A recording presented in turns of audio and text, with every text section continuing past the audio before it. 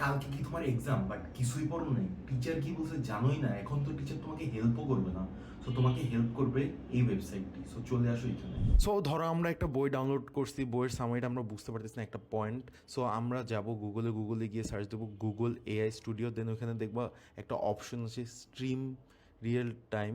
দেন আমরা দেখবো যে ওখানে শেয়ার স্ক্রিন গুগল মিটের মতো একটা অপশন আছে। দেন ওখানে দেখতে পারবো যে একটা এআই আমাদের সাথে আছে আমাদের টিচার হিসেবে। দেন আমরা ওদেরকে যেটা ইচ্ছে সেটা আস্ক করতে পারবো মাইক ওপেন করে, অ্যান্ড ও ওর সলিউশনগুলো ইজিলি দিবে। ওটা আমরা শুনতেও পারবো, চাইলে দেখতেও পারবো, যেটা ইচ্ছা। দেন ইজিলি আমরা সলিউশনগুলো পেয়ে যাবো। That's it.